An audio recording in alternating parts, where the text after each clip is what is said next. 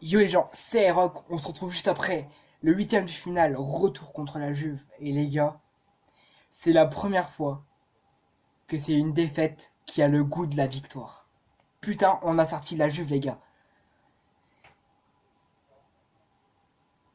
On a sorti la Juve les gars. C'est incroyable. Je vais pas dire que j'y croyais pas, parce que j'y ai cru du début à la fin. J'ai commencé à douter après le boulet de canon, le caviar, tout ce que vous voulez de CR7. Mais ouais. Alors pour commencer, y a un penalty sur avoir, mais quand j'ai regardé la première fois, je me dis non, il n'y a pas penalty, non. Mais après, quand on voit le ralenti, oui, il est déséquilibré et ça se voit bien. Donc penalty, qui d'ailleurs est transformé par Memphis Depay par une Palenka. C'est culotté de sa part, mais c'est tellement bien joué. Ensuite, par la suite, il va y avoir un deuxième penalty pour CR7, un penalty imaginaire. Donc, je sais pas ce qu'il a fait l'arbitre. Il est un petit peu. Je sais pas. Tu vois que Depay il est. Attendez.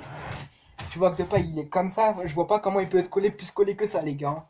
Bref, voilà. Donc, penalty imaginaire transformé par CR7 et du coup match final 2-1. Et ce qui fait que sur l'ensemble des deux matchs, ça fait 2-2. Et du coup, on est qualifié pour les buts marqués à l'extérieur.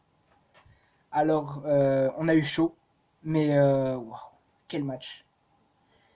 Alors, on va parler d'un défenseur qui s'appelle Marcelo, qui a été beaucoup critiqué cette saison, mais qui nous a bien sommé la mise contre une attaque de Bernard Derchi. Et il est souvent critiqué, mais là, je vous le disais, il a fait un bon match. Il a été plutôt solide, tout ce qu'il faut. Et voilà. Donc Maxence Cacré, en fait, je veux pas être méchant, mais sans milieu de terrain, je pense qu'on aurait encaissé plein de buts. Sans milieu de terrain, on n'était rien aujourd'hui. Alors Awar, c'est naturel, il est comme ça. Bruno Guimaraes, qui aurait pu mériter un petit carton jaune vers la fin sur un tacle d'un joueur, je sais plus qui c'était. Et Cacré, rien à dire. En fait, le mec, on croirait que c'est pas son premier match. Enfin, on croirait, on croit, ouais, que c'est pas son premier match en Ligue des Champions. Parce que il a stoppé plein de fois Alexandro, CR7. Voilà. Petit bémol, c'est Jason Donner qui a dû sortir parce qu'il a senti une douleur musculaire ou je sais pas trop ce que j'ai compris. Bref, voilà. Donc maintenant on va passer à mon top des 3 meilleurs joueurs que j'ai trouvé bons dans le match. À première position, hmm, Cacré. Parce que c'est.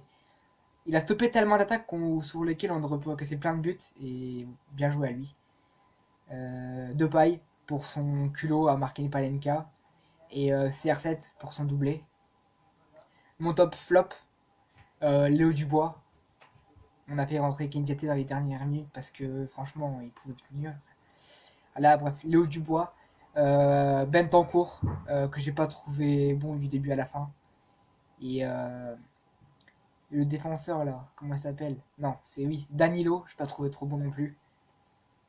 Bref, voilà les gars. Donc du coup, on se tape City. Ceux qui connaissent Lyon depuis pas mal de temps se souviennent de Maxwell Cornet avec ses buts magnifiques. Voilà, donc on se retrouvera mercredi parce que je ferai un débrief sur le match du PSG. Et voilà les gars, je suis content, on est qualifié, merci l'OL. Et du coup, je nous dis à mercredi. Passez une bonne fin de week-end, une bonne semaine parce que on est la première équipe française à sortir la Juve de la Ligue des Champions. Bonne soirée à tous.